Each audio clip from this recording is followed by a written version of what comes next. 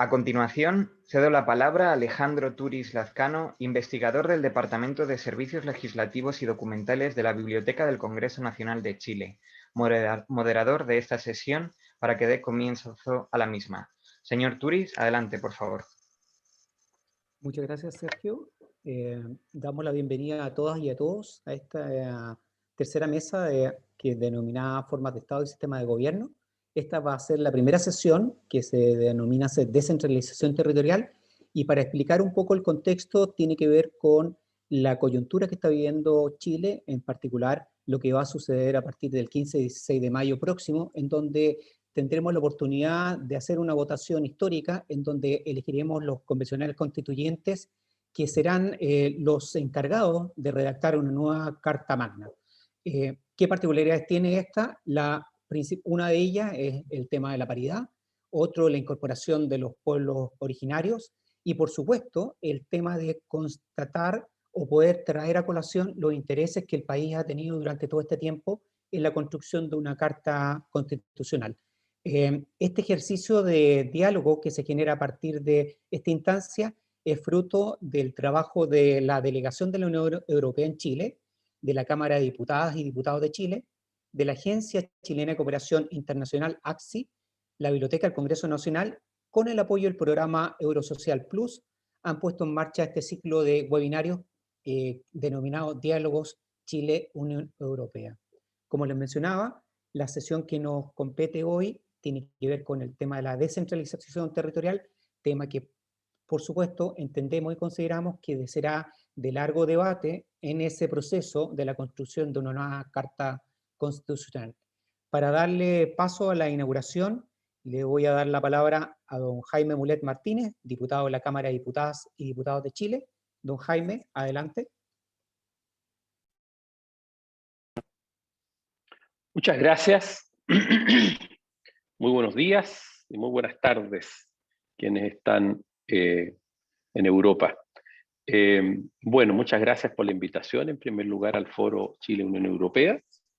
Como lo decía muy bien Alejandro, estamos nosotros en Chile, y como ustedes también lo saben, en una situación expectante, un momento histórico tremendamente relevante, y yo diría único en la historia de nuestro país, donde estamos en un proceso de elaboración de una nueva constitución a través de una convención constitucional, una especie de asamblea constituyente, no exactamente una, pero muy similar, donde en las próximas semanas ya vamos a elegir a 155 convencionales, paritariamente, como se señaló, con integración de los pueblos originarios, también es un hecho muy relevante en nuestro país, y se va a hacer la discusión de una nueva constitución, donde obviamente el Estado, la forma de Estado que adoptemos, el sistema de gobierno que adoptemos pasa a ser una cuestión esencial. Máxime en el momento histórico y considerando también los hechos que gatillan este proceso constituyente en nuestro país. Lo gatilla un estallido social, como se le ha denominado, ¿cierto? Donde hubo una manifestación explícita, clara, durante semanas y meses, de la disconformidad de grandes mayorías del país con el sistema político y sobre todo económico y social. Eso gatilla a una situación de esta naturaleza que termina a través de, no termina, sino que se trata de canalizar a través de una modificación, más bien un llamado a cambiar la Constitución y a generarla democráticamente a través de esta institución que se crea. Les recuerdo yo que la Constitución actual fue elaborada en medio de la dictadura de Pinochet en Chile, aunque ha sufrido una serie de modificaciones y adecuaciones, pero sigue teniendo ese problema de origen que está también subyacente en la memoria de los chilenos y chilenas y que muchas veces obviamente incomoda. Y obviamente se hacen sobre la misma críticas muy profundas. Entrando al Estado que queremos, a la construcción del sistema de gobierno, hay una rica discusión entre los académicos, entre los especialistas, entre las personas que obviamente son candidatos y candidatas a la convención, y yo creo que hay abundante diálogo y discusión. Y creo que hay unos desafíos tremendos que están también dentro del contexto. Yo presido un pequeño partido, la Federación Regionalista Verde Social, que compitió en 5 lugares y eligió 4 diputados. Hoy día hemos crecido, ya estamos en 12 regiones del país. Y por cierto, el tema de la descentralización territorial como Federación Regionalista Verde Social, así se llama nuestro partido, es esencial. Y yo creo que la discusión que vamos a tener hoy día, sin lugar a dudas, nos va a permitir ir en este encuentro, en este seminario, alumbrándonos y escuchando los aportes que pueden hacer los especialistas, los académicos y las personas interesadas en esta materia. Yo creo que Chile representa un caso muy interesante, además en este momento histórico.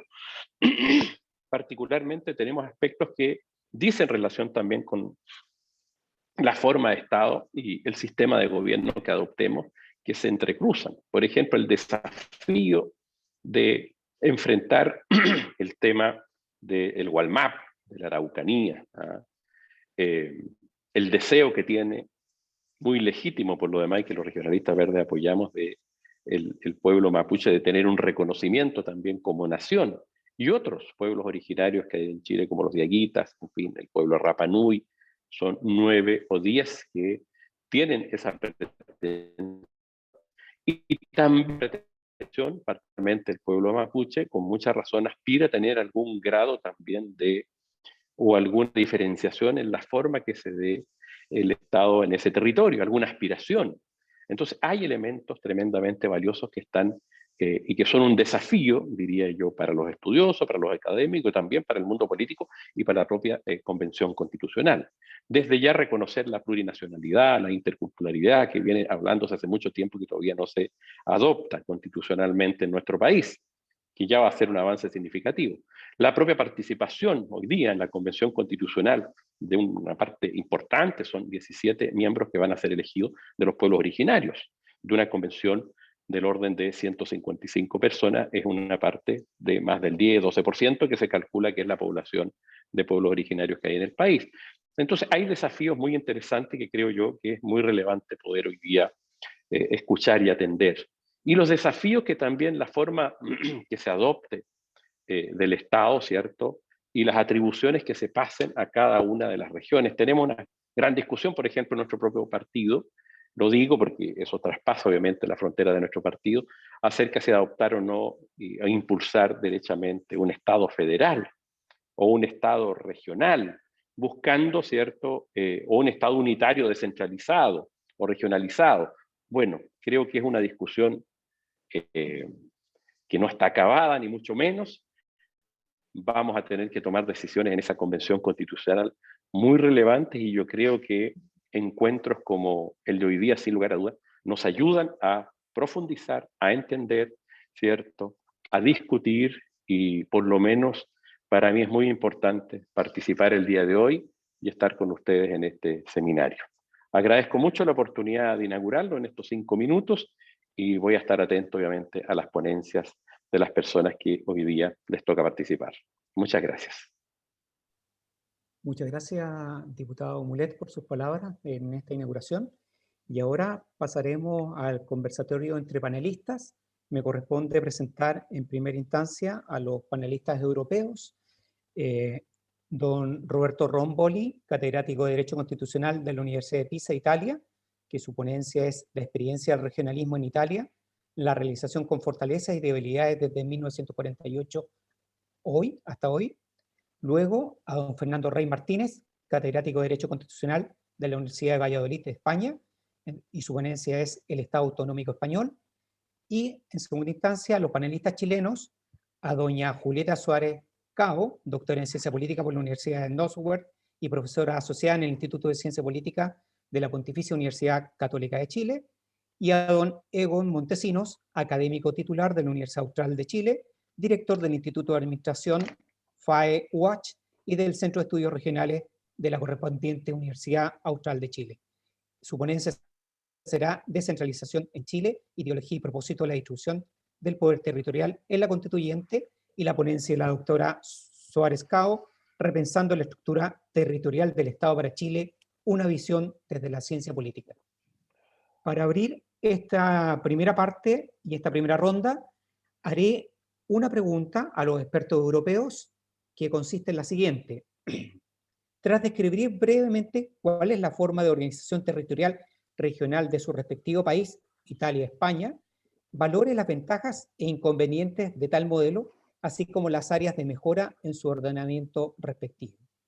Para el caso de los expertos chilenos, la pregunta es: valore las ventajas e inconvenientes de la forma tradicional de Estado unitario y centralista de Chile y las razones de un posible tránsito hacia formas de Estado descentralizado en la nueva Constitución chilena. Para esta primera ronda, cada uno de los panelistas tendrá 5 minutos de exposición. La primera palabra la tiene don Roberto Rómboli. Don Roberto tiene la palabra. Muchas gracias por la invitación. Para mí es un honor participar a este seminario. Voy rápidamente a exponer en 5 minutos mi respuesta a la pregunta. En Italia, en el momento de la aprobación de la Constitución Republicana de 1948, la organización territorial era la de un Estado unitario, con el reconocimiento a los municipios y provincias del papel de órganos de descentralización administrativa. La estructura actual, resultante de la Constitución y posteriores modificaciones de la misma, reconoce la existencia de 2 tipos diferentes de regiones. Las regiones especiales, a las que, debido a sus particulares condiciones geopolíticas, se le reconoció una mayor autonomía, resultante de los respectivos estatutos aprobados por ley constitucional. Regiones ordinarias, todas las otras, con idéntica posición resultante del texto de la Constitución.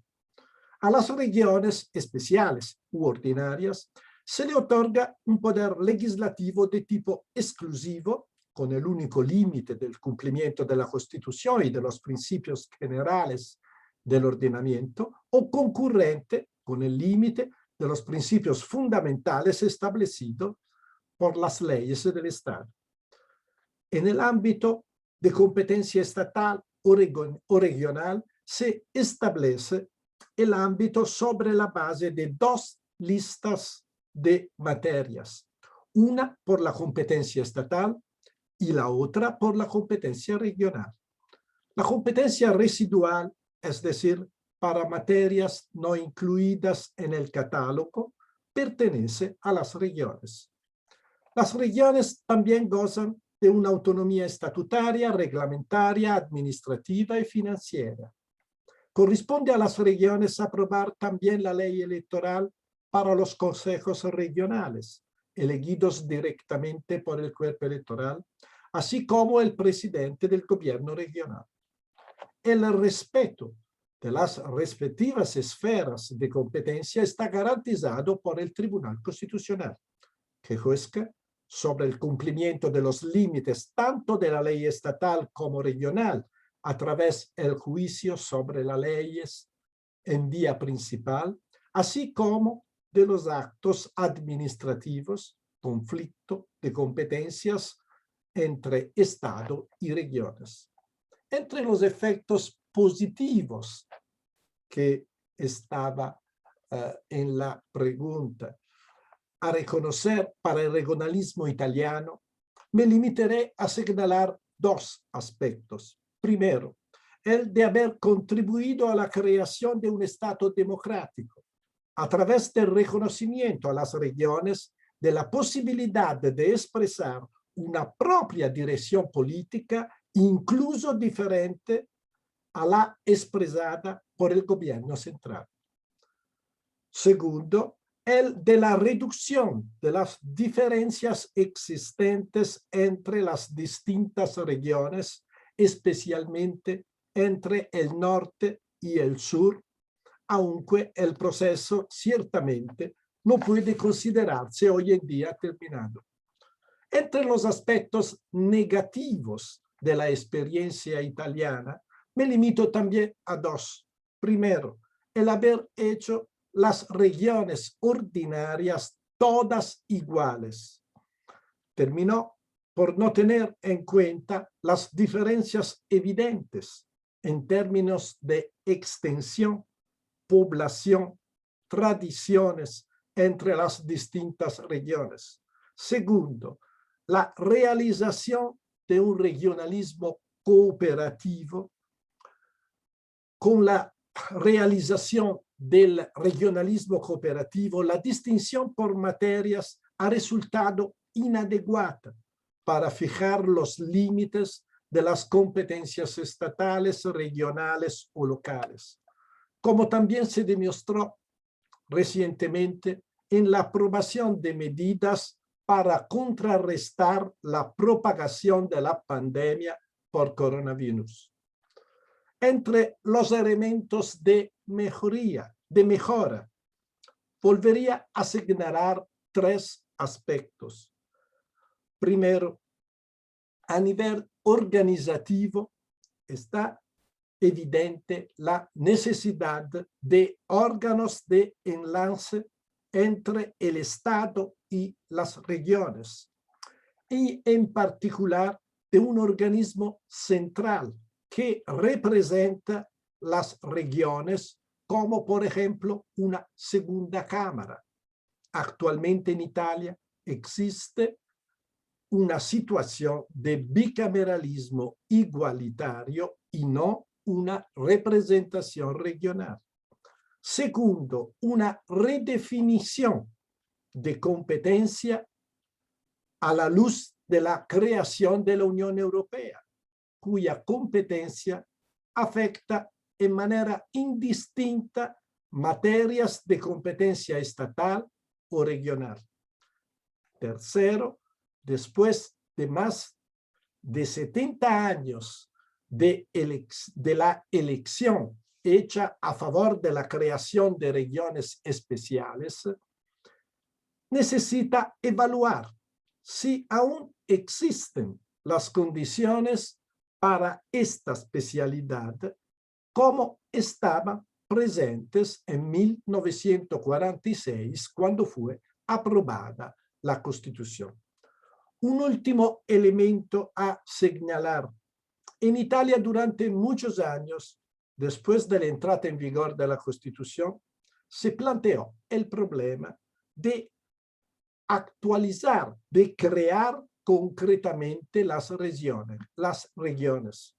Luego, el problema de crear un regionalismo más fuerte, aumentando las competencias regionales. En los últimos años y hoy en día, también a raíz de la crisis económica, prevalece la idea de un redimensionamiento de los poderes regionales y una recentralización en el Estado central. Por ahora, nada más.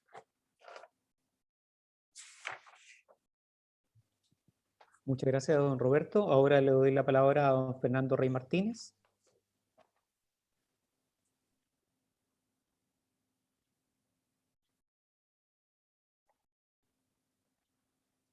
Fernando, el micrófono apagado. Ahora, perdón. Digo, gracias. Gracias, Alejandro. Gracias, querido maestro Roberto. Digo, debo empezar con una mala noticia y una buena. La mala noticia es que hoy vengo sustituyendo a la ponente titular, a la catedrática Carmen Núñez de la Universidad de Huelva, que no puede estar con nosotros porque ha fallecido un familiar cercano ayer. Lo siento. La buena noticia es que ella sí ha escrito el texto que estará a disposición de todos ustedes próximamente, ¿no? Acepto encantado este reto de sustituir casi de un día para otro, pero como saben, me gusta implicarme al 100% en todos los asuntos, menos cuando voy a donar sangre. También mi presencia aquí desequilibra en la cuestión del género. Somos 2 ponentes europeos, saben que para nosotros es muy importante que haya equilibrio, así que hoy es más bien una situación anormal y patológica y no fisiológica. Rápidamente, ¿no? ¿Por qué estamos Italia y España? Hemos sido convocados hoy, hay muchos países europeos. Sinceramente creo que en el bazar de productos extranjeros que puedan interesar a los constituyentes chilenos, hay 2 en este campo de la descentralización que pueden ser más interesantes, que es la experiencia italiana y la experiencia española. Ambas pueden ser formas de Estado regional. En España solemos decir también que es un Estado federal atípico.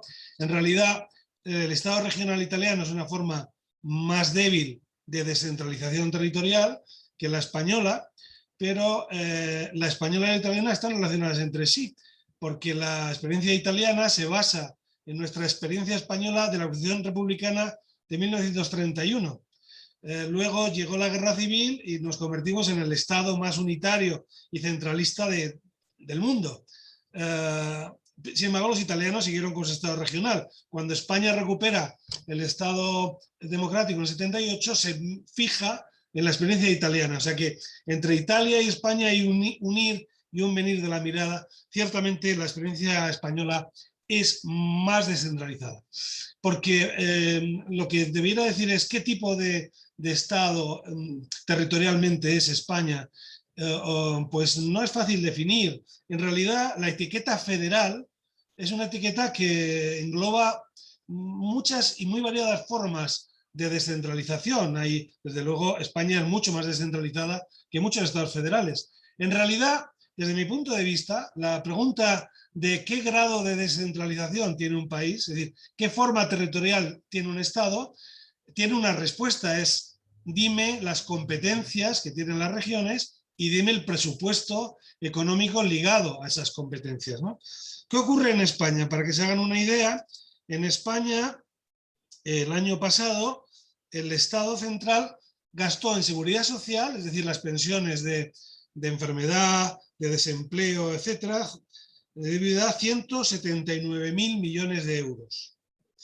Ese es un gasto que descontamos. Del resto de gasto, el Estado central tuvo 113.000 millones, es decir, el 22% del gasto total de todas las administraciones, el 22%.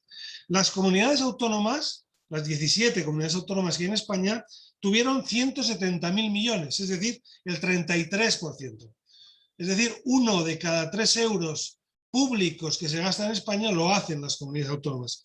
Y los entes locales, que es el tercer factor que debe estar también en la ecuación, porque debe haber una ecología integral de entes territoriales, Estado central, autonomías, entes locales. En Europa además tenemos la Unión Europea, es un sistema tetralógico, digamos. Los entes locales 60.000 millones, solo el 12%. Bueno, por tanto, las comunidades autónomas son la administración más importante en cuanto al gasto público en España, porque del dinero del Estado central, la mayoría, fijaros, de esos 113.000 millones, 25.000 millones fueron a pagar el interés de la deuda pública, 10.000 millones fueron para la transferencia a Bruselas, recibimos dinero de Europa, pero también damos dinero a Europa, solo 58.000 millones se destinaron a políticas del gobierno. O sea, una administración relativamente pequeña y se incluye el ejército, relaciones internacionales, etcétera, ¿no? Y de ese gasto enorme de comunidades autónomas, ¿dónde va? Para que se hagan una idea, voy a poner el ejemplo de mi comunidad autónoma, Castilla y León, 2.000 millones de euros de presupuesto al año, perdón, 10.000 millones de euros, bien, 2.000 millones para educación, o sea, 1 de cada 5 euros, educación. 4.500 millones a sanidad. O sea, el 45% del presupuesto de la comunidad va a sanidad. Y 1.500 millones a servicios sociales, dependencia, atención a ancianos. En total, ese gasto social, educación, sanidad, dependencia y atención a cualquier necesidad social, supone 8 de cada 10 euros que gasta la comunidad autónoma. Es decir, el Estado social en España lo sostienen las comunidades autónomas. Nuestro país, ustedes saben, es muy peculiar. Tenemos esta forma de Estado autonómico, primero porque el franquismo represalió la diversidad territorial, lingüística, etcétera, de tal manera que la recuperación de la democracia, digamos, el relato de recuperación democrático estaba unido a devolver o a crear reconocer poderes a los territorios subestatales, sobre todo a Cataluña, País Vasco, pero también Navarra, etcétera.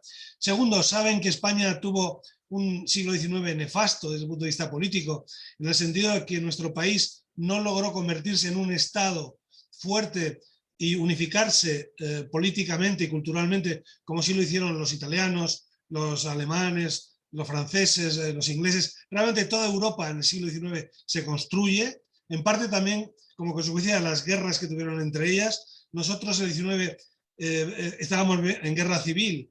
Por otro lado, en el XIX y XX Europa se expande hacia el exterior.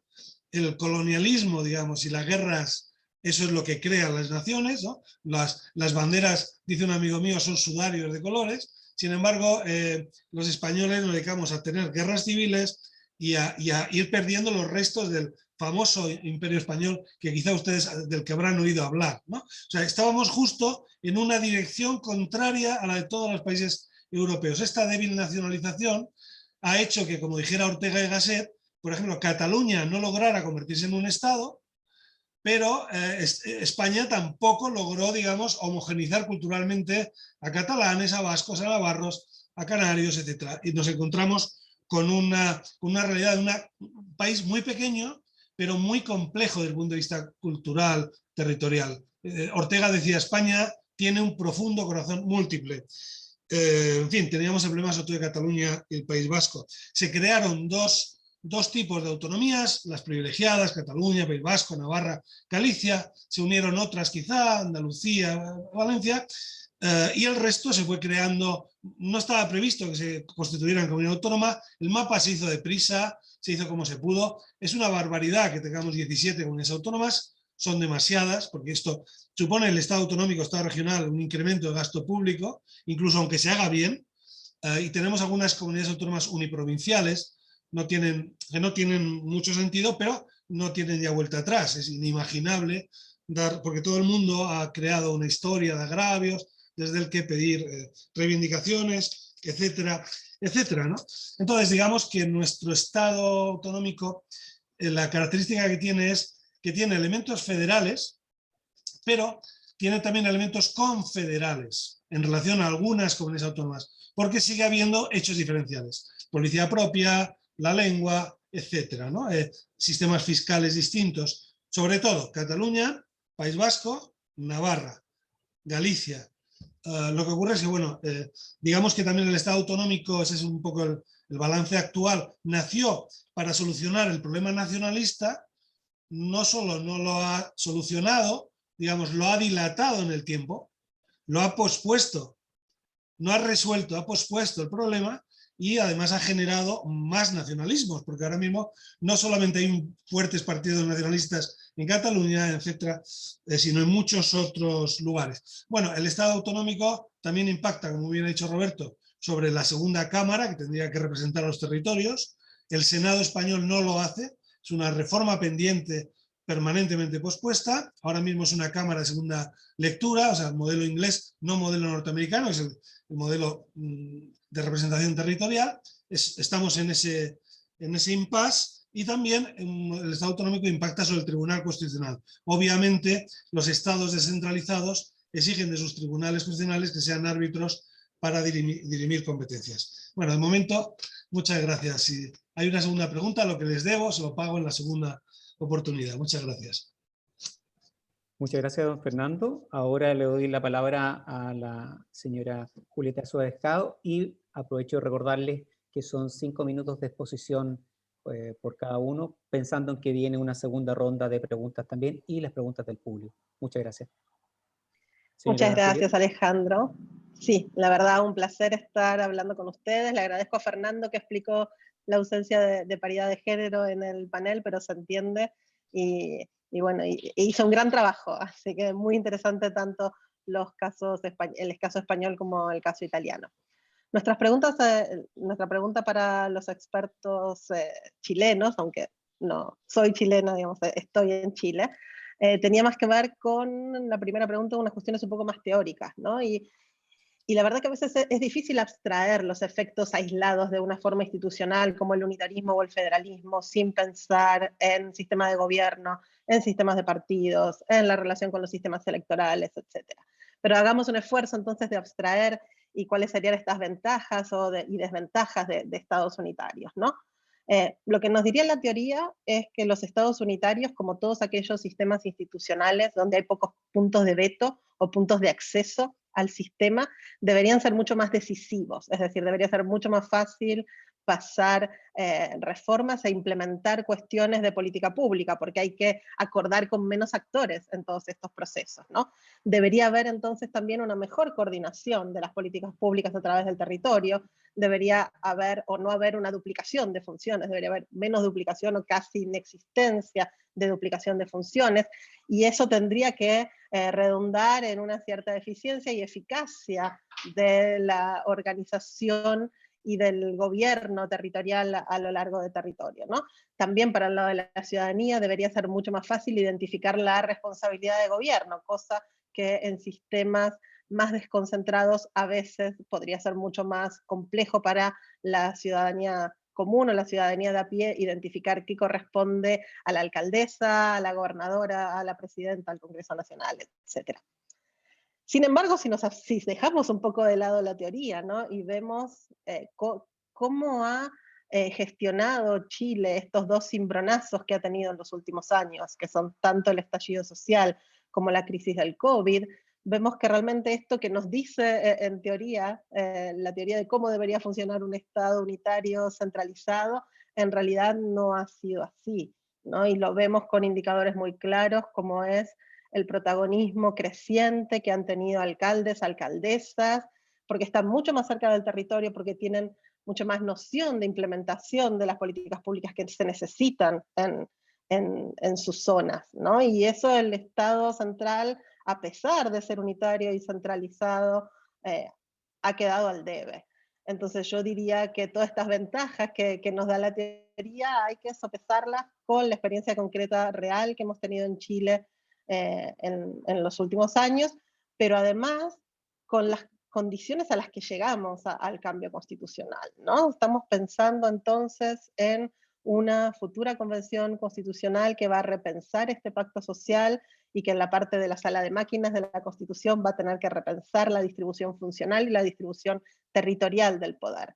Y en este sentido, en un contexto de una crisis de representación muy fuerte, de una participación que excede las vías institucionales, porque realmente estamos en una última década mínimamente de altos niveles de abstencionismo electoral. Más bien parecería ser que la estructura institucional que necesita Chile es la opuesta.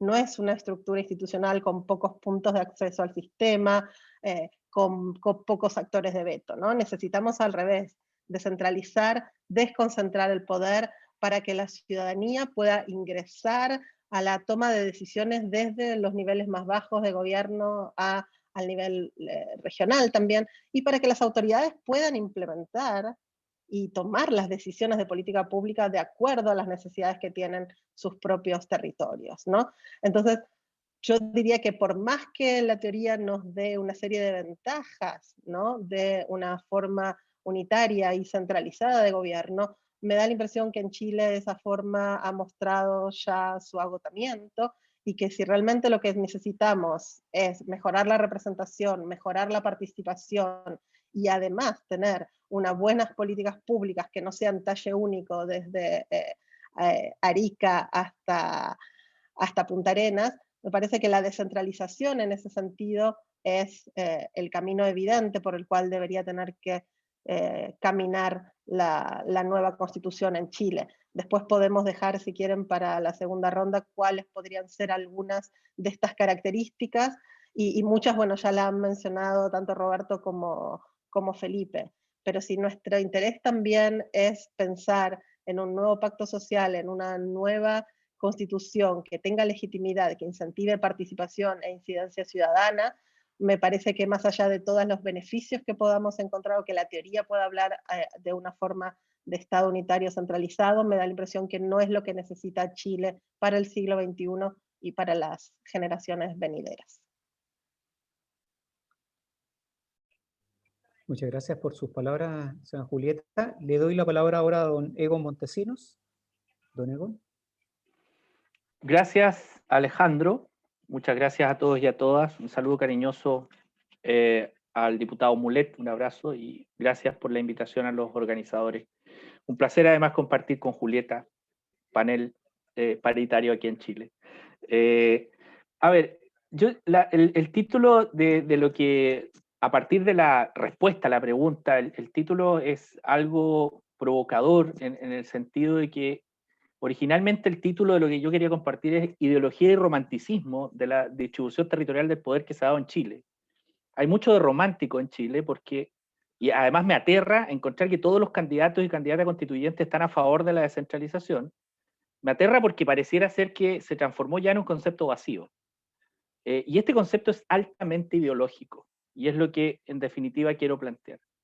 Es tan ideológico que frente a la pregunta que hicieron acá de las ventajas de la descentralización, una de las ventajas que quiero compartir con usted es que logró consolidar cultural e institucionalmente la idea de que la descentralización estuvo al servicio de un tipo de Estado que imaginó la dictadura y la Constitución del 80, en donde el Estado subsidiario debía reducir las capacidades de las entidades subnacionales, en este caso municipios, para poder liberar y facilitar el trabajo del mercado en tanto proveedor de derechos sociales.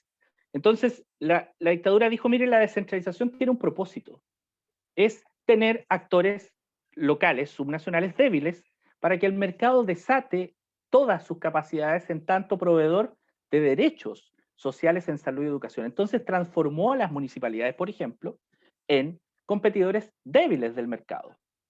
Entonces, la primera cosa que quiero decir, a ver, ¿cuáles son las ventajas? Me costó mucho encontrar ventajas del centralismo. Las ventajas teóricas ya las mencionó Julieta y le agradezco mucho esa visión porque me facilita encontrar las ventajas en la práctica. A ver, en la práctica, alta estatalidad en todo el territorio nacional.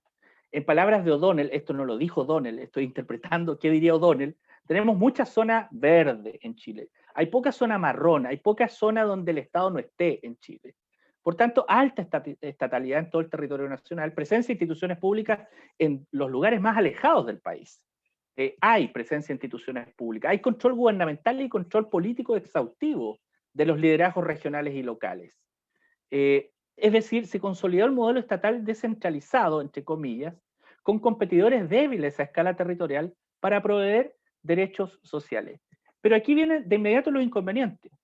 Es decir, hay alta estatalidad en todo el territorio nacional y la gente de América Latina, Europa podría decir, a ver, pero si el Estado está metido en todo el territorio nacional, ¿qué problema tienen los chilenos con esto? Claro, el problema es que en regiones y en municipios tenemos Estado débil. Es decir, no puede hacerse cargo de las desigualdades territoriales que existen en lugares como Liquiñe, Neltume, Malalhue, en donde no va a llegar la clínica alemana, en donde no va a llegar el colegio alemán, digo, el mercado. Ya no llegó ahí.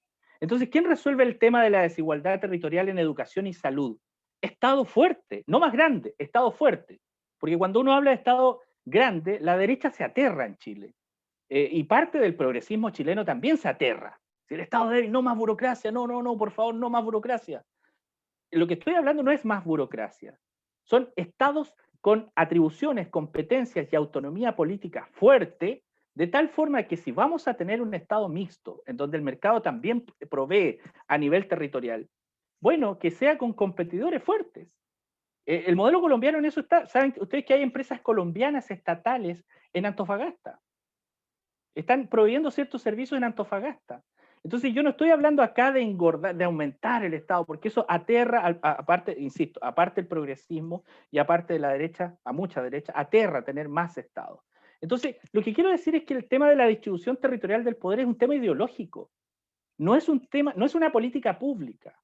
Por lo tanto, como es ideológico, tenemos que ver con qué tipo de Estado están vinculando distribuir el poder territorial en el territorio. ¿Y qué inconveniente ha tenido hasta ahora?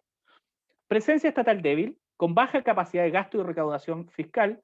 De los países OCDE, Chile es el último en materia de, por ejemplo, comparado con países unitarios, OCDE, Chile cuenta con un gasto público altamente centralizado, el 14,5% del gasto es ejecutado por gobiernos subnacionales, es decir, regiones y municipios, versus el 27,4% del promedio de la OCDE. Algo similar en recaudación, 16,5% recaudamos y 28,9% recauda la OCDE. Estamos muy abajo, es decir, este es un inconveniente para tener estados regionales y municipios fuertes, no más grandes, fuertes, para que hagan frente a las desigualdades. No tenemos representación política regional, existen lo que se denominan los intermediarios. Es decir, hoy día las regiones no tienen representación política. Históricamente nunca han tenido representación política. La palabra intendente significa burócrata leal a un rey, es de origen Borbón, no sé, el profesor español me puede corregir si estoy equivocado, pero la palabra intendente tiene un fuerte componente ideológico y simbólico de gendarmería, de vigilancia. Eso es hoy día la Subdere, eso es hoy día DIPRES, castiga a las regiones, no los acompaña en procesos de desarrollo. Por lo tanto, creo que hay un problema que no tenemos sociedades regionales. Y aquí hay un tema, y con esto ya quiero cerrar esta primera respuesta.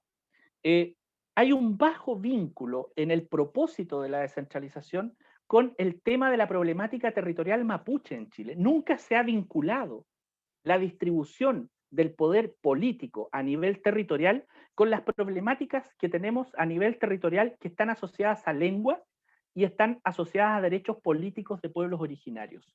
De tal forma que como y con esto ya sí que cierro, Alejandro, de tal forma como el propósito de la descentralización fue altamente ideológico en la Constitución del 80, porque tenía un propósito de reducir el tamaño del Estado, y la descentralización servía a ese propósito, consenso de Washington. Pero como desde los 90 hasta ahora, el progresismo y la derecha entendieron la descentralización como una política pública y no pusieron el propósito. ¿Cuál es el propósito hoy que tenemos para distribuir el poder político territorial? Una de las cosas que pongo sobre la mesa es, bueno, los constituyentes y las constituyentes en la nueva constitución imaginan que van a tener una distribución del territorial del poder político que va a ser capaz de resolver o contribuir a resolver la problemática de los derechos políticos indígenas. Hasta ahí dejo la primera respuesta. Muchas gracias, don Egon. Ahora, como está en el programa, pasaremos a la segunda ronda de preguntas. Haré primero las preguntas a los expertos europeos. Y la pregunta es, ¿cuál es, a su juicio, el modelo o grado ideal de descentralización territorial teniendo en cuenta la experiencia de derecho comparado? Y para el caso de los expertos chilenos, la pregunta es, del modo más concreto posible, ¿cómo debería articularse, en su opinión cualificada, un posible Estado descentralizado en la nueva Constitución? Esto es, organización, funcionamiento de las instituciones regionales, articulación de competencias estatales, etc. Doy la palabra, en primera instancia, a don Roberto Rombolini. Don Roberto. Gracias. Me gustaría hacer dos premisas a mi respuesta. Primera, para subrayar cómo es imposible identificar en las experiencias comparativas un modelo ideal de descentralización territorial, ya que la bondad de un modelo deriva principalmente de las características históricas, políticas, geográficas de un país. Segunda premisa, el modelo real no puede derivarse de la sola lectura de la Constitución y de las leyes de desarrollo, pero de su aplicación práctica y a menudo de las intervenciones del juez constitucional. Un análisis desde el punto de vista histórico conduce a la identificación de diferentes modelos. El pluralismo territorial característico del Estado liberal se centra, de hecho, en el principio de separación absoluta de competencias entre Estado y otras entidades territoriales. Mientras que en el Estado intervencionista y social multiclasista no existe una clara separación de materias, pero el principio de competencia se suma con el principio de jerarquía como consecuencia del papel central del Estado, que tiene una función directriz general de las políticas públicas de las demás entidades territoriales. Finalmente, en la fase histórica actual en Europa, que se denomina de regionalismo cooperativo, el momento de conexión, coordinación adquiere un carácter preeminente respecto de la necesidad de garantizar la separación de competencias. El desarrollo del estado del bienestar implica que la mayoría de las políticas públicas requieren de la colaboración entre los diferentes niveles de gobierno territorial, casi de integración, de manera que la actividad de uno está fuertemente condicionada por la del otro, sin poder distinguir claramente la responsabilidad de uno u de otro. Entre los elementos propios de la realidad de un país que pueden, como resultado del derecho comparado, tener un impacto en la elección de un modelo u de otro, me limitaré a mencionarne tres. Primero, existencia o no de minorías étnico-lingüísticas en el Estado, lo que puede aconsejar proceder a la creación de regiones también con el propósito de proteger a estas minorías. Segundo, el sistema de partidos a nivel nacional o local, en el sentido de que la dimensión nacional del sistema de partidos políticos a menudo produce un impulso hacia la centralización. Tercero, la identificación e intensificación del proceso de globalización de la economía y de la integración supranacional, con consiguiente crisis de centralidad del Estado y devolución a entidades territoriales más pequeñas. Queriendo, en pocas palabras, en el tiempo reconocido, indicar alguna solución que pueda extraerse del derecho comparado, de las experiencias comparadas, se puede afirmar lo siguiente. En cuanto a la identificación de las competencias, se puede proceder a la enumeración de las materias que son de competencia del Estado. El resto es competencia de las regiones. O al contrario, un listado de materias de competencia regional. Todos los demás pertenecen al Estado. Tercero, un doble listado de materias con atribución del residuo a uno o al otro entidad. En cuanto a los criterios para enumeración de las materias, se puede proceder a una definición objetiva y naturalística de esas, es decir, por ejemplo, agricultura, industria, o una definición teleológica o finalista, por ejemplo, desarrollo económico, protección ambiental, etc. O un criterio mixto, competencias de cada entidad territorial en una misma materia, según los intereses que entran en juego. La realización del modelo cooperativo pasa por la flexibilidad de las áreas materiales y la centralidad de los instrumentos de coordinación intragubernamental, que pueden afectar, por ejemplo, la función legislativa a través de la creación de una segunda cámara, o la colaboración entre ejecutivos, tanto horizontal, entre regiones, como vertical, Estado, región, a través de conferencias, Estado, región, gobierno local, etc.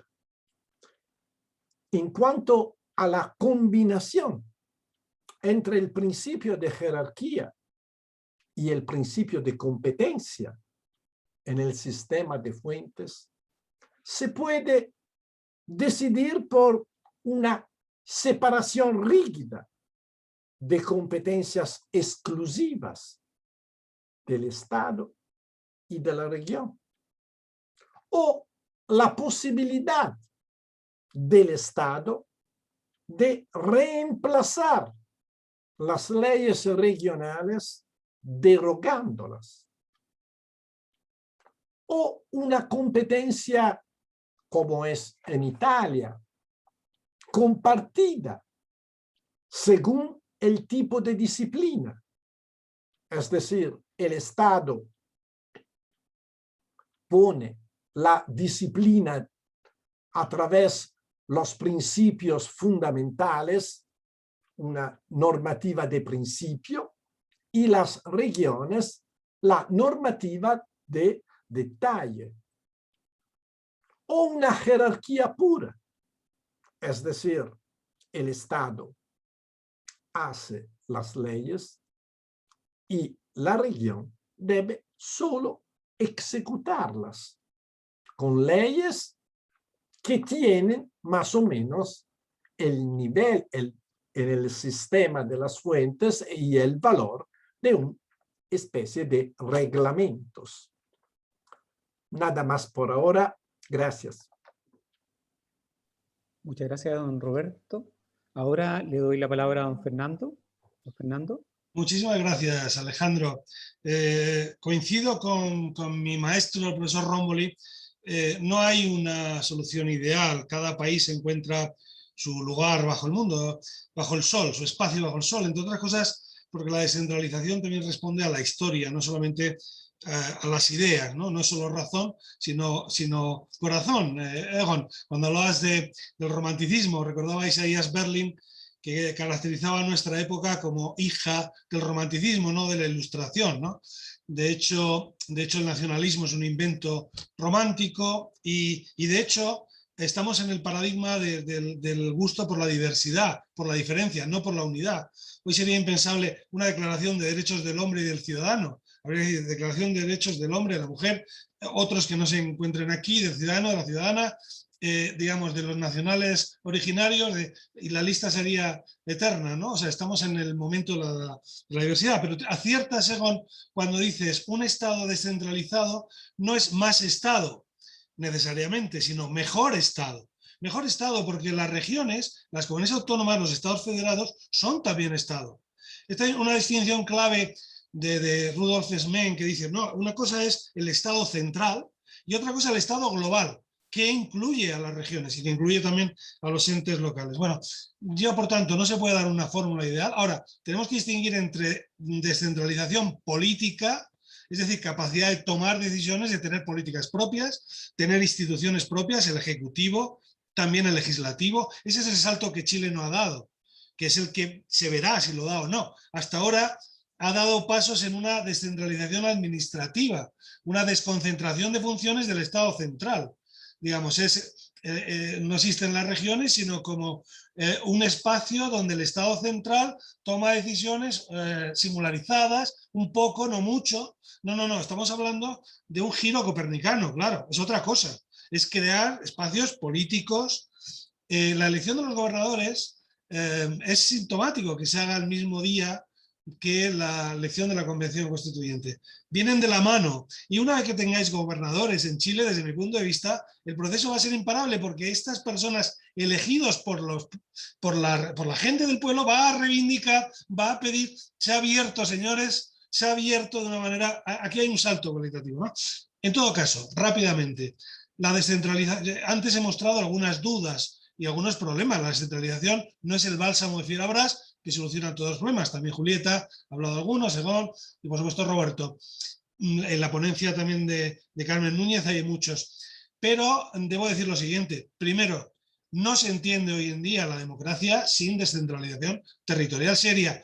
No hay ningún país grande del mundo, salvo Francia, que sigue en el jacobinismo ilustrado, racionalista, pero ya de modo también casi romántico, porque como sabéis, ya hace un mes está empezando a reconocer las lenguas que se hablan en Francia distintas del francés. Ya, señores, se acabó. Habían mantenido, sabéis, como un muro de contención frente a eso, se le viene. Está empezando a reconocer la diversidad cultural dentro del territorio. Como sabéis, se dice de los estados demasiado pequeños para ser alguien en el plano económico, demasiado grandes para albergar la enorme diversidad cultural, política que tienen en su seno, ¿no? Este es el drama de los estados. Por tanto, hay una ligazón entre descentralización y democracia.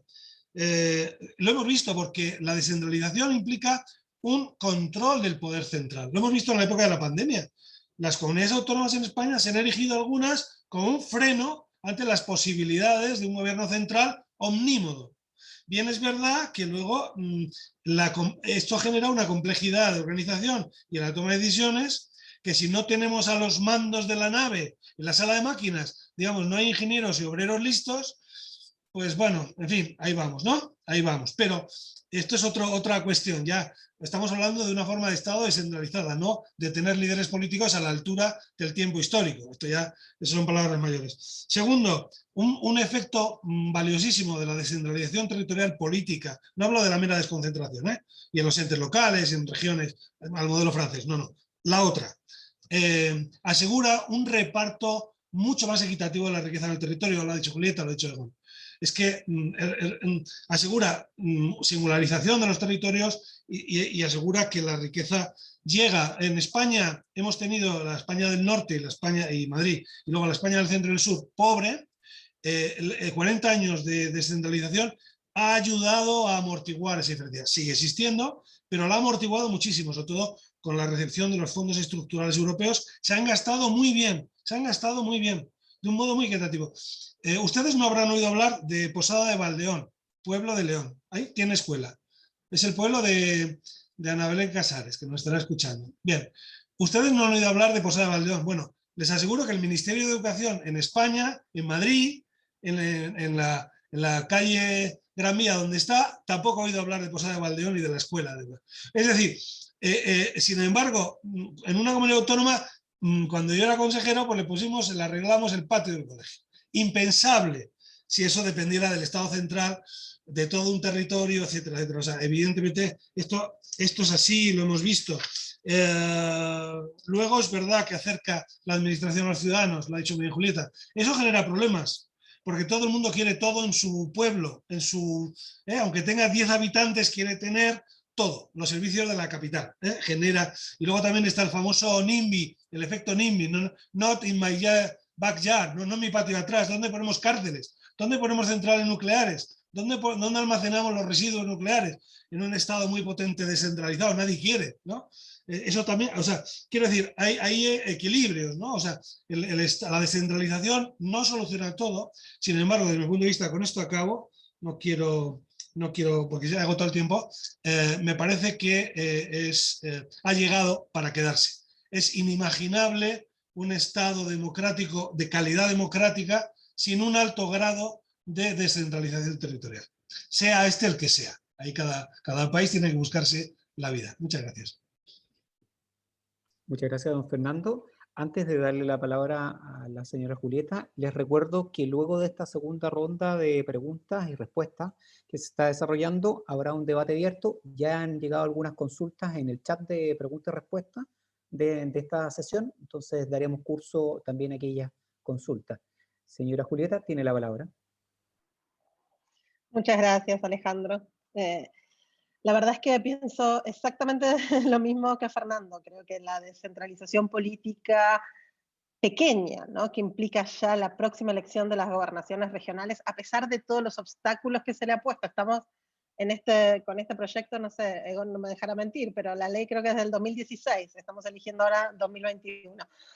Me parece que va a generar o va a abrir las compuertas de un cambio mucho más fuerte, y personalmente lo celebro. También estoy de acuerdo que la descentralización no es algo que nos va a curar todos los males. Como todas instituciones tiene ventajas y tiene sus desventajas, pero creo que para pensar las cuestiones más concretas que nos hace ahora la pregunta, daría una respuesta un poco funcionalista, ¿no? Funcionalista como en arquitectura. Yo decía que la forma debería seguir a la función. Entonces, ¿qué objetivos queremos de este nuevo Estado regionalizado o unitario descentralizado? Bueno, pensemos en objetivos. Queremos desconcentrar el poder, queremos democratizar el poder. Como bien dijo Fernando, es impensable en el siglo XXI democratización sin descentralización. Y queremos también incentivar la participación ciudadana, que es uno de los grandes males que está teniendo Chile, incentivar la participación ciudadana institucionalizada, ¿no? De hecho, hay un montón de participación ciudadana en Chile, pero lo que queremos es que pueda estar canalizada de manera institucional. Entonces, como bien decía también Roberto, podemos pensar en una lista de competencias exclusivas bajo la órbita de las nuevas autoridades electas, y ahí, bueno, es cuestión de la convención decidir por un modelo más cercano al americano, que la Constitución diga cuáles son las competencias del Estado central y todo lo demás queda para las regiones, o en el caso de mi país de origen, ambos países federales, pero como Argentina, donde lo que la Constitución dice son las competencias de las provincias y todo lo demás queda en manos del gobierno federal. Yo creo que para lograr una descentralización seria hay que pensar en reconvertir los consejos regionales en verdaderas legislaturas regionales, ¿no?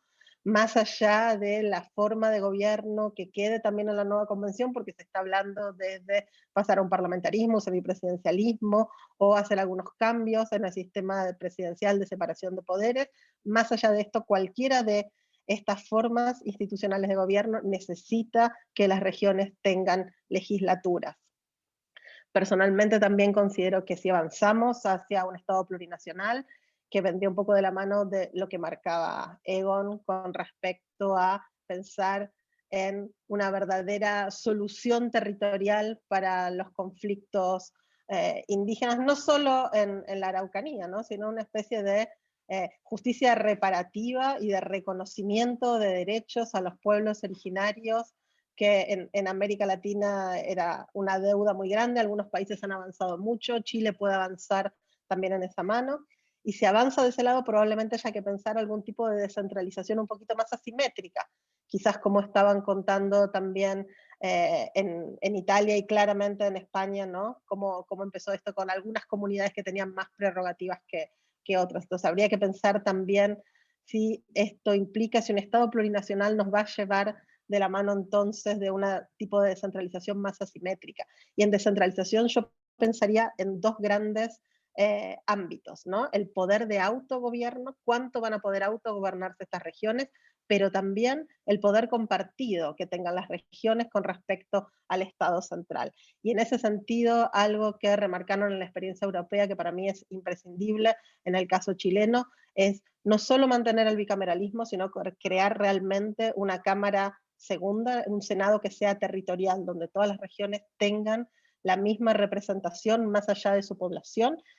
Y después, si quieren, podemos pensar quizás en un bicameralismo asimétrico, es decir, que el Senado tenga más poderes relacionados en temas claramente relativos a lo regional, y que la Cámara Baja mantenga poderes quizás más relevantes para otro tipo de temas y sea más fácil insistir, para que el Senado tampoco se convierta en una cámara de bloqueo o en una cámara de veto, pero creo que un verdadero Estado regionalizado necesita de una segunda cámara representativa de las regiones de manera incongruente, ¿no? Que no se elijan de la misma forma que la Cámara Baja y que estén representadas todas las regiones en un pie de igualdad.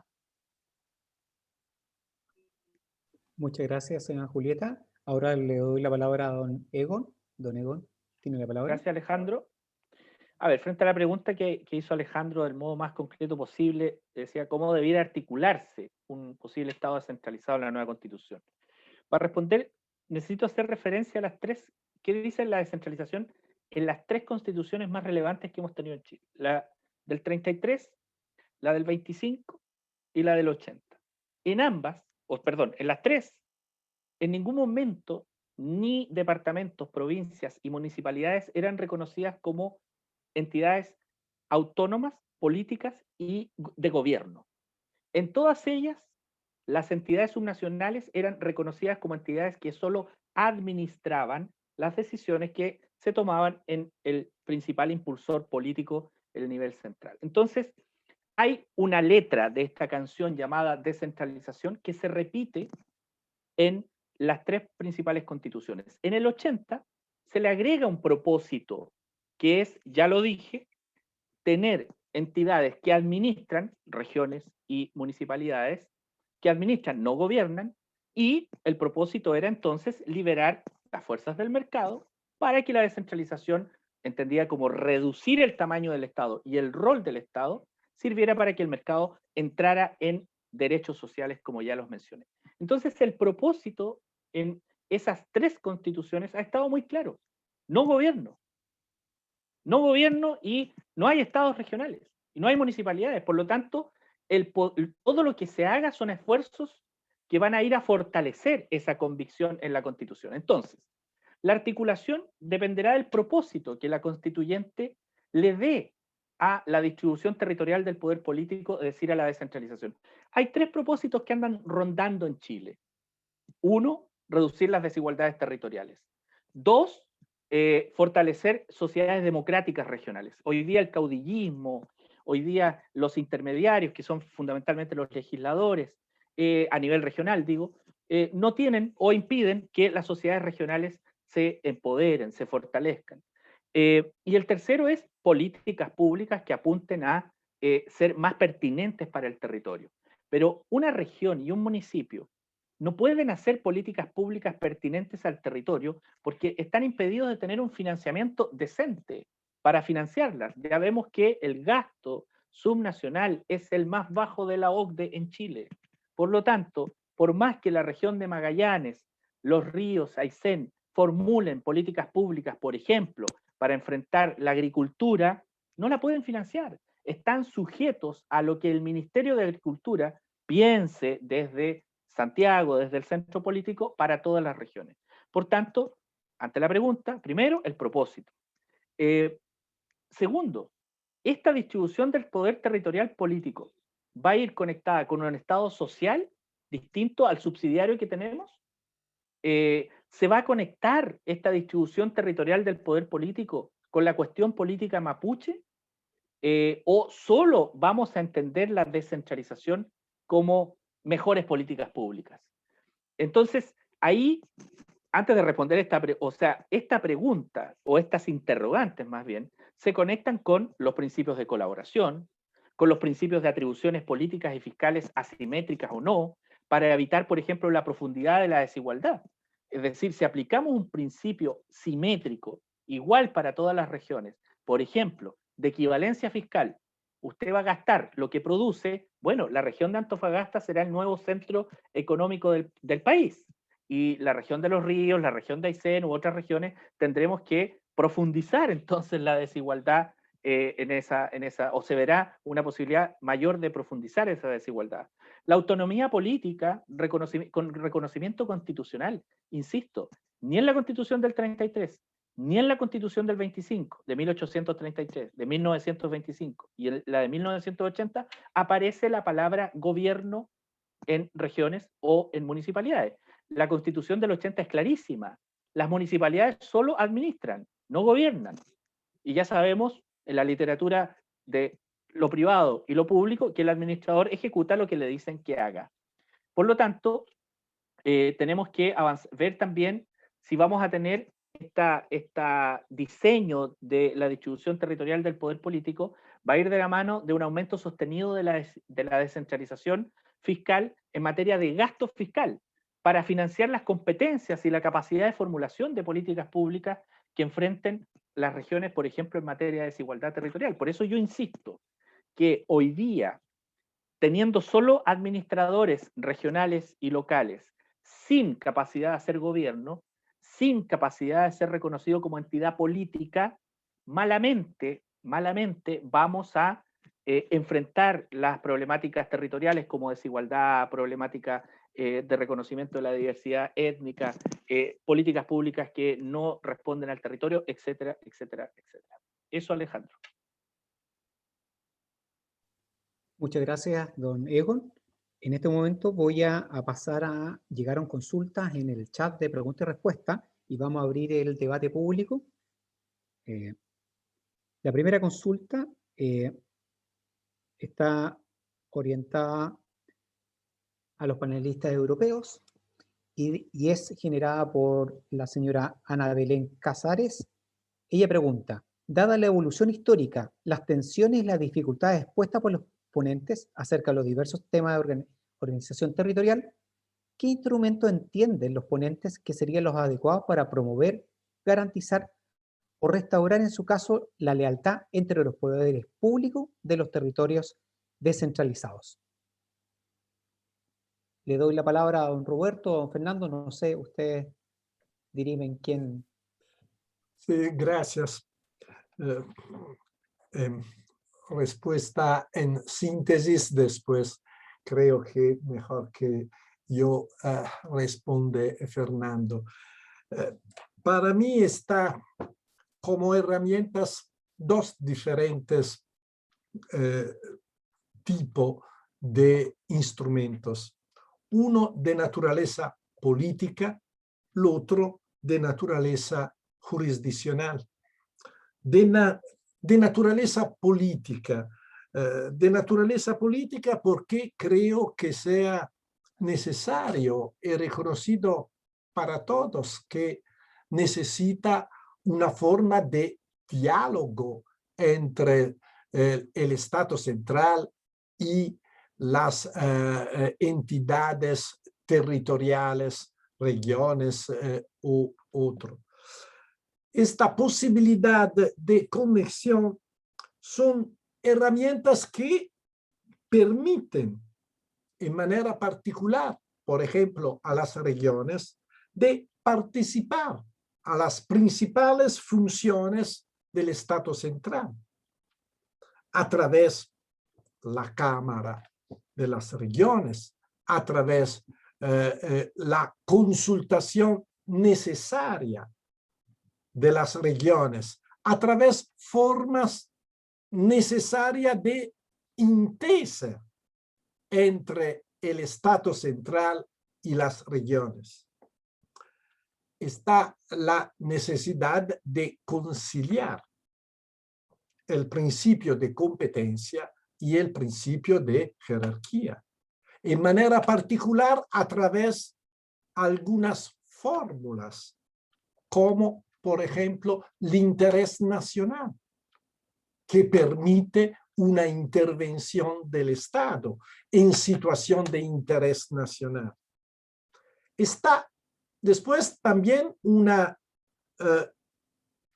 instrumentos de naturaleza jurisdiccional, es decir, el papel en Italia y también en España, un papel muy importante en la realización del Estado regional, lo tiene el Tribunal Constitucional.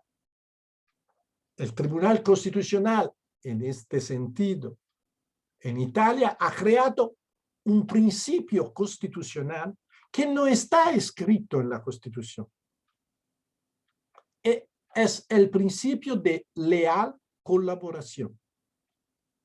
A través del principio de leal colaboración, la Corte Constitucional italiana ha declarado inconstitucional algunas leyes por violación del principio de leal colaboración y en manera particular en el juicio sobre actos administrativos a través del conflicto de atribución entre Estado y regiones. Por lo tanto, instrumentos, a mi juicio, sea de naturaleza política, claro, da tener con prevalencia, sea de naturaleza jurisdiccional.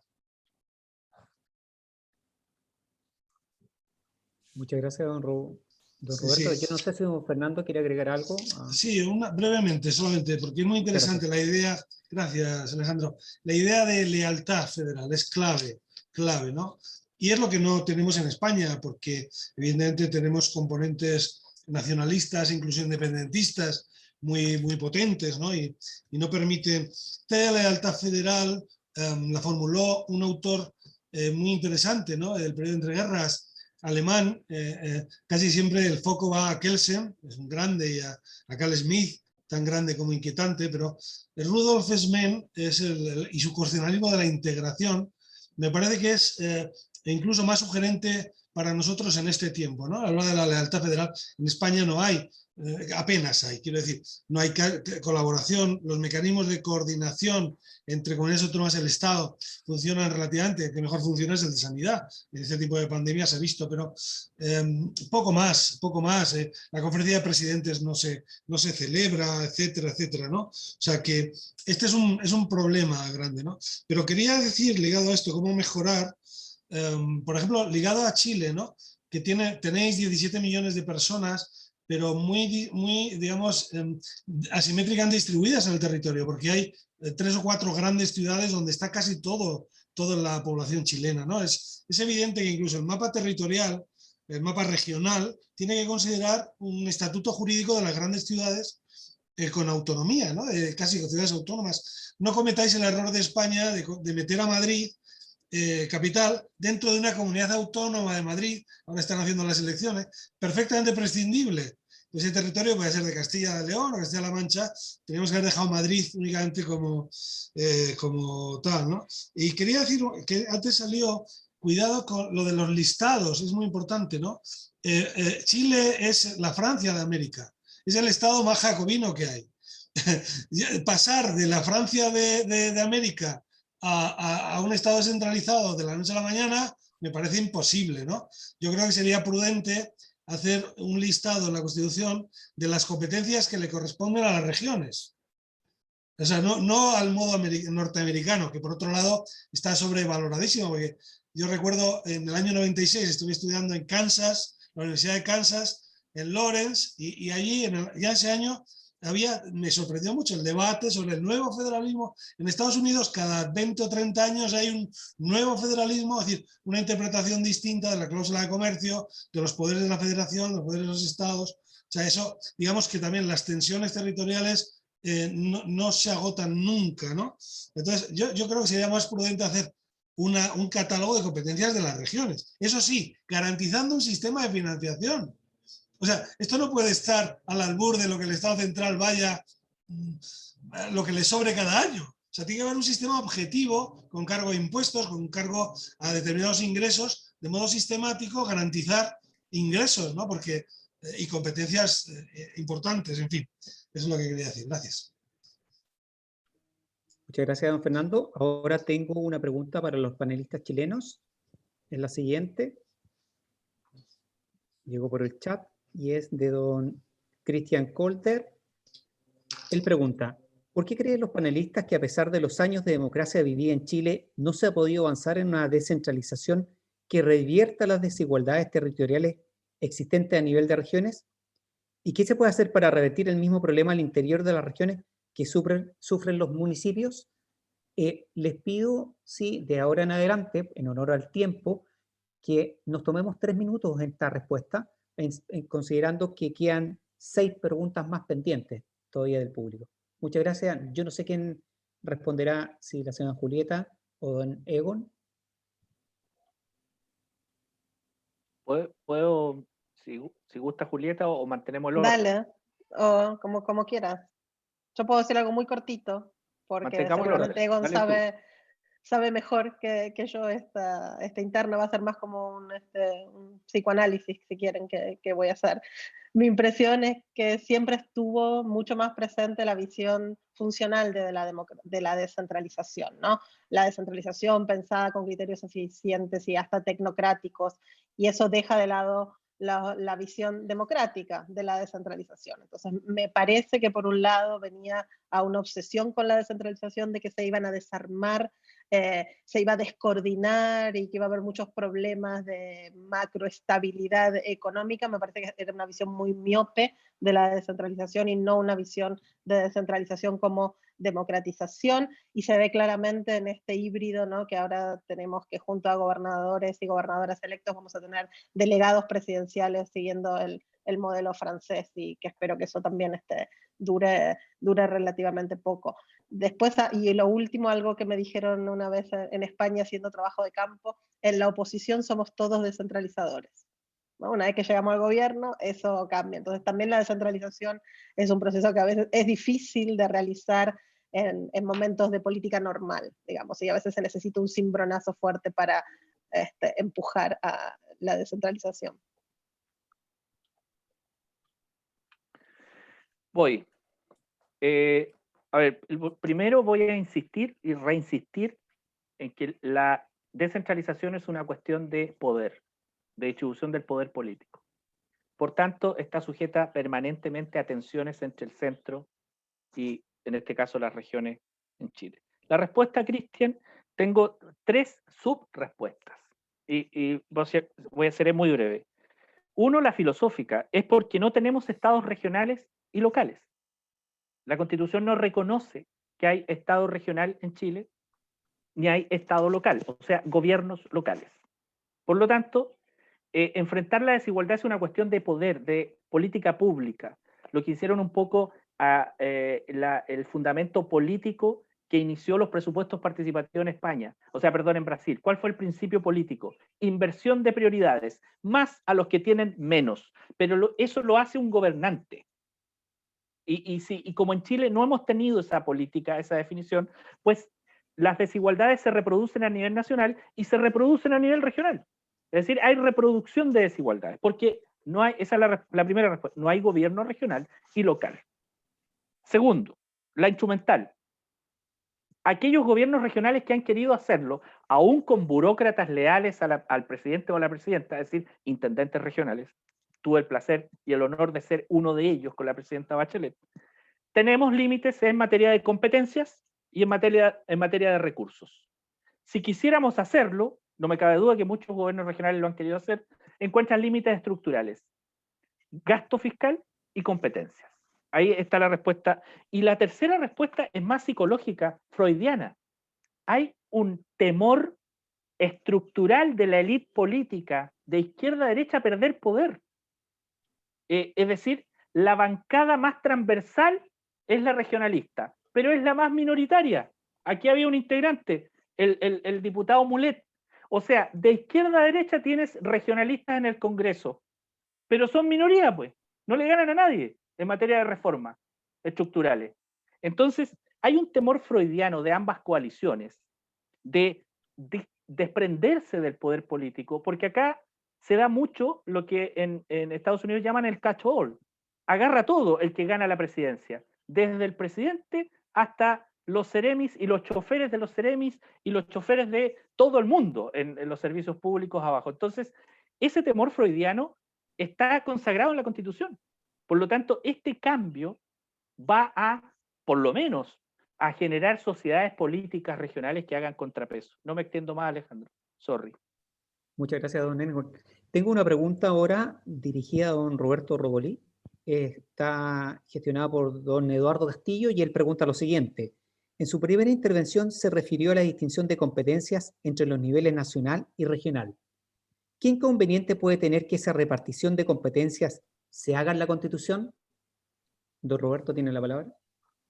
Sí, es para mí muy importante por el constituyente decidir qué escribir en el texto de la Constitución y qué dejar para la implementación por parte del legislador. Es una elección para mí muy, muy delicada, que debe hacerse con gran equilibrio. Puede resultar arriesgado escribir demasiado en la Constitución, ya que determina una cristalización excesiva y no deja lugar a añadidos que tengan en cuenta nuevas situaciones que han surgido. Pero al mismo tiempo puede ser arriesgado también escribir poco, porque todo se deja en las manos del legislador, es decir, de una mayoría política. Por ejemplo, en Italia fue decidido el Estado regional. Las regiones ordinarias, es decir, la mayoría de las regiones, fueron actuadas después de 25 años de la entrada en vigor de la Constitución, por un simple cálculo de naturaleza política. Las regiones tienen la posibilidad de un indirizzo político diferente del Estado central. Por eso, la mayoría que gobierna a nivel central no tiene la voluntad, el interés a realizar las regiones. Por eso, en Italia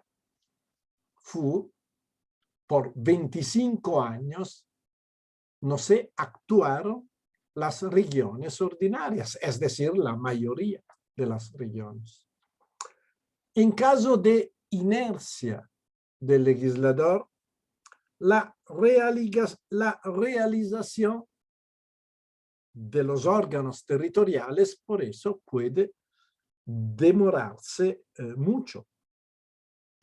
En cualquier caso, también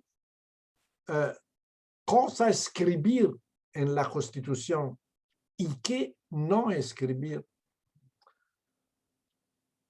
significa también dejar un espacio mayor o menor al juez constitucional. Porque el juez constitucional es el juez de los conflictos entre Estado y regiones. Y en todo caso, serán conflictos, sea por la competencia legislativa, sea por la competencia administrativa. Y también ahora, por ejemplo, en Italia, se hablaba de la experiencia que, por desgracia, es una experiencia mundial, es decir, la experiencia del COVID-19. También por eso están 10 cuestiones frente al juez constitucional hoy en día en Italia, de diferente naturaleza. Y la mayoría son cuestiones por problemas de conexión entre competencia estatal y competencia regional. Por ejemplo, una región en manera particular, región muy pequeña, la Valle d'Aosta, la región más pequeña de Italia, decidió que la disciplina por establecer las reglas por la situación de pandemia es una disciplina regional y aprobó una ley regional de disciplina de la pandemia. Fue la primera vez en la historia de la justicia constitucional italiana que el Tribunal Constitucional suspendió la eficacia de la ley antes de emitir una decisión sobre el fondo. Por eso, una actividad verdaderamente muy importante, decidir qué escribir en la Constitución y qué dejar a la actuación del legislador. Muchas gracias, don Roberto. Tenemos una consulta para la señora Julieta. Está hecha por Ana Belén Casares. Ella pregunta, hablamos de la descentralización, la prestación de los servicios públicos y de garantizar simultáneamente la autonomía de los territorios. ¿Cómo garantizar que ambos extremos mantengan cierto equilibrio de forma que las diferencias entre territorios no perjudiquen la equidad y cohesión social, la igualdad en definitiva de los ciudadanos? Señora Julieta, tiene la palabra. Sí, yo creo que ahí brevemente es un poco lo que veníamos discutiendo todo este tiempo, ¿no? La necesidad de contar con los recursos necesarios para que cada territorio pueda llevar adelante sus políticas públicas que consideren necesarias. Y ahí la participación ciudadana también es importante. Ahora, no estamos hablando de un Estado federal donde las diferentes regiones van a tener distintos códigos criminales o leyes civiles. Entonces, en ese sentido, no me parece que con una estructura de Estado unitario descentralizado se corra tanto este riesgo como con cuestiones que vemos, por ejemplo, en México, donde ciudadanas y ciudadanos de un Estado tienen derechos diferentes a ciudadanos y ciudadanos de otro Estado. Me parece que en este caso ese riesgo, si mantenemos esta forma de Estado unitario descentralizado, no se iría a dar. No me parece que sea realmente un riesgo relevante. Okay, muchas gracias. Ahora tengo una consulta hecha por don Juan Tagle para don Egon Montesinos. Él plantea un Estado más robusto, fuerte, sin agrandar el Estado ni aumentar el gasto público. Suena un poco a intentar lo mismo esperando un resultado diferente. ¿Qué fórmula política puede favorecer en la práctica un Estado más eficiente? Don Egon. Sí, lo que pasa es que a nivel regional y municipal tenemos burocracia, no tenemos estados, no tenemos gobierno local, tenemos burocracia que administra. Entonces, yo estoy planteando que efectivamente demos un paso y que a nivel regional y local tengamos capacidad de gobernar, que no hemos tenido hasta ahora. Las decisiones son centralizadas, el gasto es centralizado, las políticas públicas son centralizadas, la capacidad de elaborar políticas públicas a nivel regional es muy restringida, las desigualdades territoriales quedan sujetas a políticas públicas nacionales sin pertinencia territorial. Si te contara la cantidad de experiencias, casos ridículos que suceden con el nivel central, estaríamos una jornada completa con la Unión Europea aquí conversando sobre cómo el Estado chileno equivoca cuando quiere apuntar a las desigualdades territoriales. Por lo tanto, cuando hablo de que el Estado es quien tiene que hacerse cargo de las desigualdades territoriales, estoy haciendo alusión a algo que hoy no existe. Los gobiernos regionales tienen el reconocimiento constitucional como gobierno, pero dirigidos hasta ahora por una autoridad desconcentrada que se llama intendente regional. Por lo tanto, a nivel municipal, los alcaldes son electos, pero solo administran. La política de tenencia responsable de mascotas. Miren el ejemplo para nuestros amigos europeos. Política nacional de tenencia responsable de mascotas. Es decir, hágase cargo del perrito y del gatito y que no moleste al espacio público. La promulga el nivel central de gobierno y le dice a los alcaldes, ahora ustedes tienen que ejecutar esta política pública. Los alcaldes miran para arriba y dicen, perfecto, ¿y con qué plata? No lo sé. Usted vea cómo lo hace. Y si necesita plata, postule a un fondo que vamos a iniciar el próximo mes. No gobiernas, administras y administras mal, administras pobreza. Entonces, cuando yo hablo de esto, no es más de lo mismo. Si nunca se ha gobernado a nivel regional y a nivel local. Es decir, iniciamos una nueva era, vamos recién a elegir un representante regional. Si esto es patológico, esto es freudiano. Somos el último país de la OCDE que vamos a elegir a un gobernante regional. Turquía va a quedar solo. Turquía no elige autoridades regionales. Yo no he visto a ningún político chileno admirando la democracia turca. Ninguno quiere parecerse a Turquía, en la democracia turca. Entonces, esto es, vamos recién el 2001, estimado Roberto, estimado Fernando, recién el 2021, este año, vamos a elegir a una autoridad regional.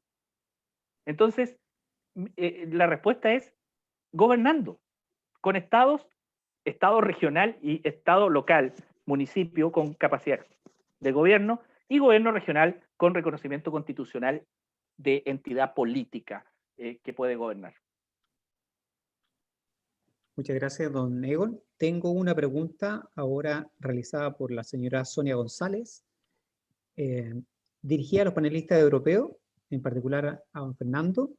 La pregunta es, ¿Cómo se han institucionalizado y operativizado los principios de colaboración, cooperación y coordinación entre administraciones territoriales en España?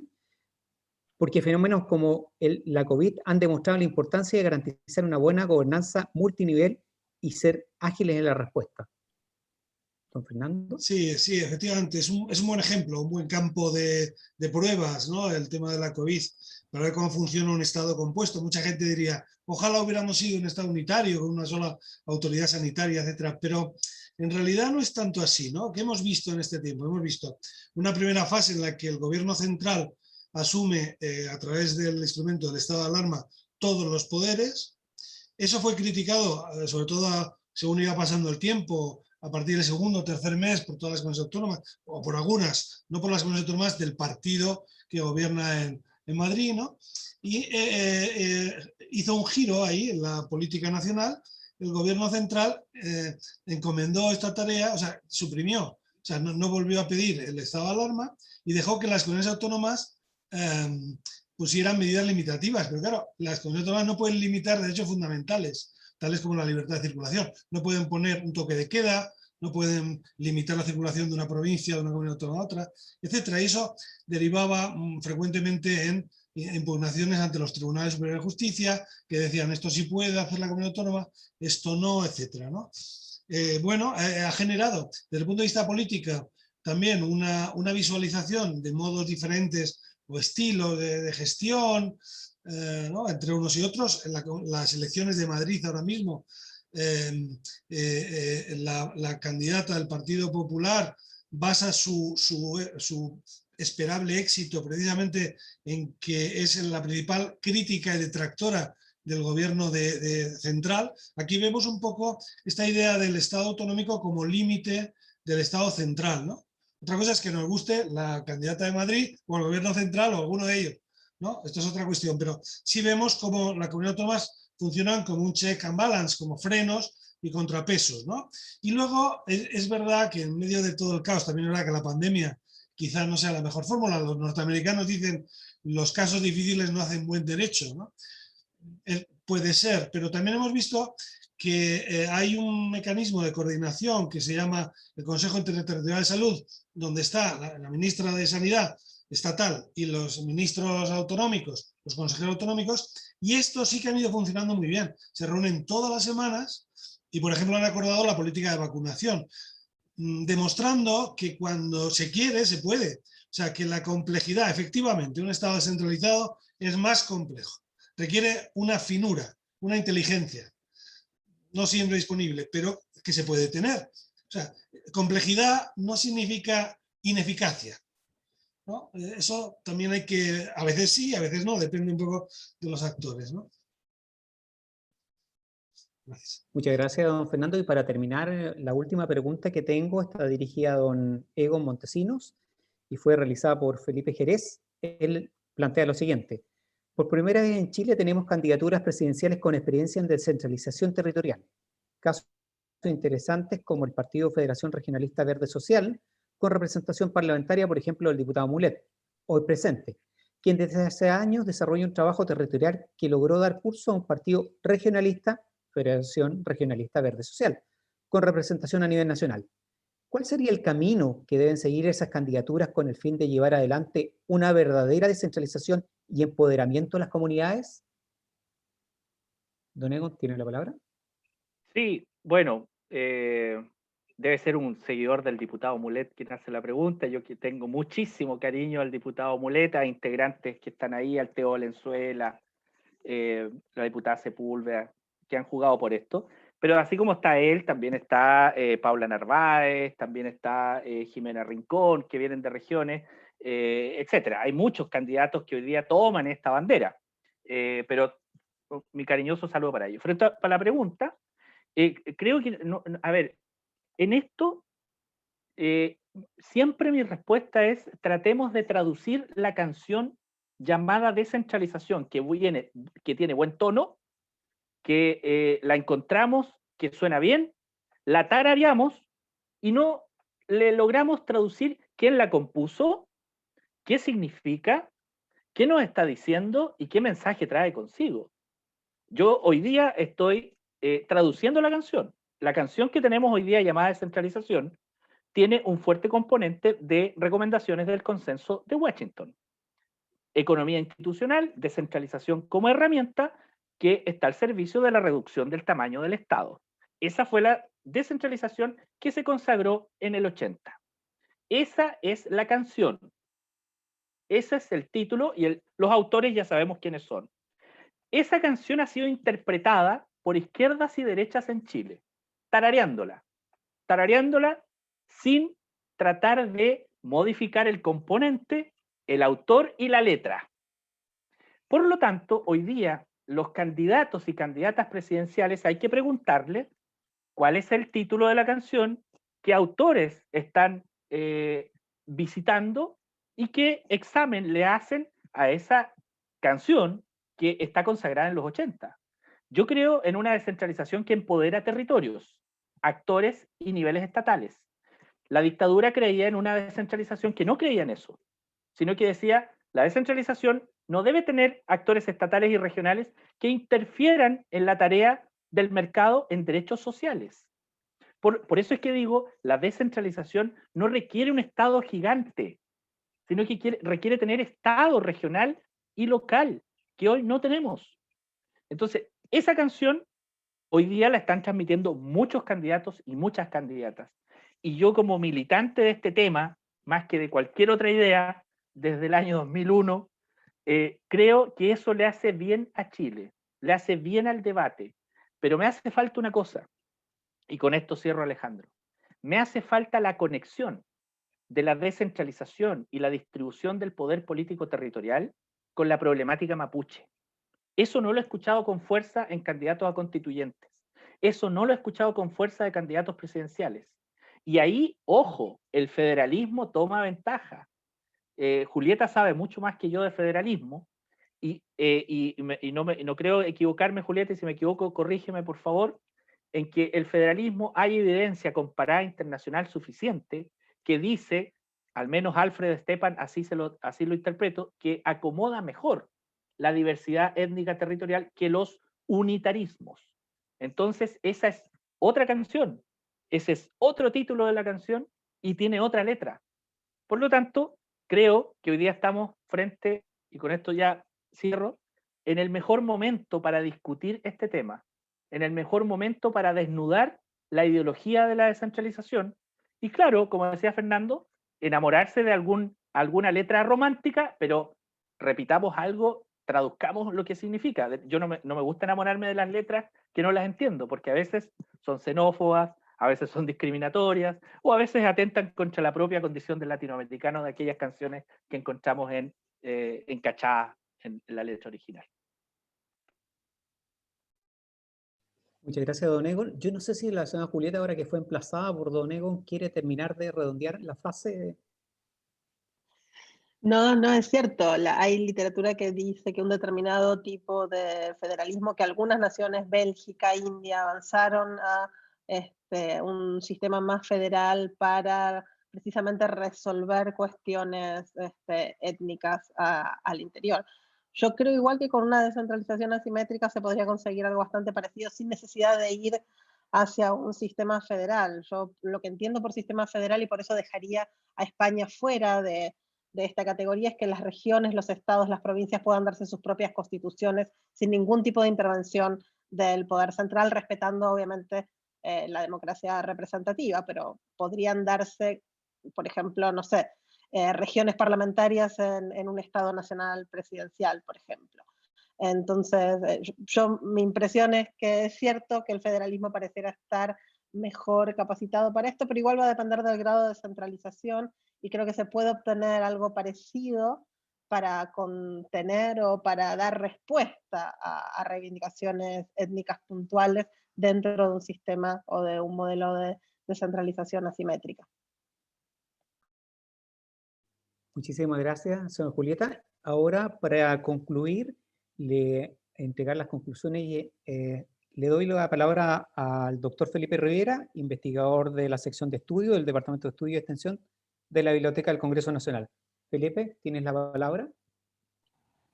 Bueno, buenas tardes a todas y a todos. se me ha encomendado la misión de hacer una suerte de cierre, de resumen de las exposiciones.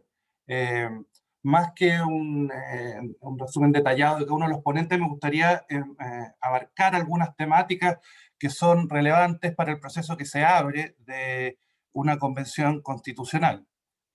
Respecto de los ponentes europeos, tanto el profesor Roberto Romboli como don Fernando Rey, me parece muy importante ver cómo ellos han tratado de exponer los problemas de conciliación entre una idea de unidad con esta idea o con los problemas de la autonomía. Es decir, cómo se han explorado diferentes caminos para poder resolver este suerte de impas.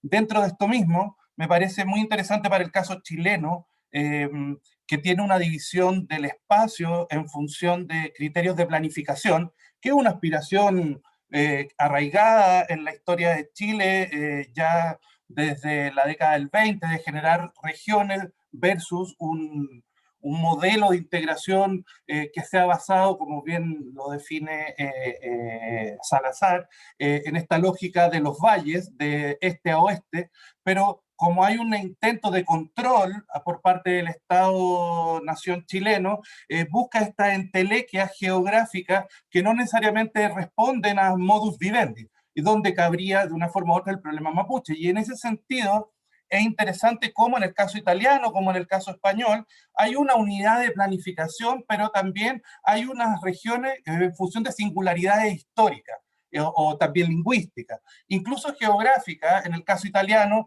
para los sistemas insulares. Entonces yo creo que también ahí hay elementos para explorar, de repensar inclusive si nuestra división territorial está dando cuenta un poco de esta singularidad o de esta historicidad de nuestro territorio. Al mismo tiempo, creo que ha sido muy bien expuesto el tema de los problemas de las competencias, tanto en nivel estatal como en los niveles regionales, y cómo esto ha llevado de una forma u otra a diferentes caminos para poder delimitarla. Pero también se establece un poco los riesgos, que es la judicialización de la política o la judicialización por decirlo de alguna manera, de la relación entre las regiones y un gobierno central. Y los riesgos un poco que implica eso en términos de debilitar toda la estructura institucional política para poder resolver dichos problemas. En ese sentido es muy interesante cómo se ha remarcado la necesidad de instancias intermedias o espacios de diálogo y negociación, que en el caso chileno, con atribuciones tan concentradas en el presidente, se ve dificultado a la hora de poder compararlo con sistemas como el caso italiano y el caso español parlamentario, donde la conformación de mayoría pasa por un lado u otro con negociaciones con partidos regionales, con sensibilidades regionales, que permite de una forma u otra ir acomodando las expectativas de las regiones con las necesidades centrales, que en el caso chileno tienden a concentrarse en la figura del presidente y lo hacen mucho más, por decirlo de alguna manera, friccionado. Es más, uno puede observar desde finales de la década de los 90 hacia adelante, en el caso chileno, una exacerbación de los conflictos regionales, especialmente de base socioambiental, que no han encontrado un camino institucional justamente porque no hay formas de canalizarlo. Por otra parte, también se vuelve interesante también entender cómo una homogeneidad normativa para todo un territorio muchas veces termina siendo como un traje de retail, a nadie le queda cómodo ni le queda bien, o no soluciona los problemas que son singulares en cada uno de los territorios. Y en ese sentido, la posibilidad de poder acomodar dicho traje o poder hacerlo un poco más a la medida es un elemento que permite también aprender a vivir con una heterogeneidad normativa, que en el caso de países que han construido una lógica, por decirlo así, centrada en la unión indivisible entre Estado y nación, se hace muy difícil de instalar y de una forma u otra poder ir desactivando ese horizonte de unicidad entre ambos conceptos, permitiría justamente dar soluciones a un espacio geográfico tan amplio como es Chile. Es decir, que caben, no sé si 4 o 5 España, 4 Francia, una sola región de Chile como Aysén, República Checa y Bélgica juntas. Entonces, también el administrar este espacio con una lógica única hace que al final sea muy difícil poder lograr políticas que impacten o que sean realmente eficientes y eficaces. En ese sentido, yo creo que los ambos ponentes europeos nos han dado las luces de cómo ir resolviendo estos temas y cuáles son las instancias para poder ir articulando justamente estas dimensiones en esta idea como de colaboración, y de colaboración no solamente en el espíritu, sino que también crear instituciones donde se dé ese diálogo, que debería ser un elemento importante a pensar dentro de la arquitectura institucional cuando se distribuye el poder.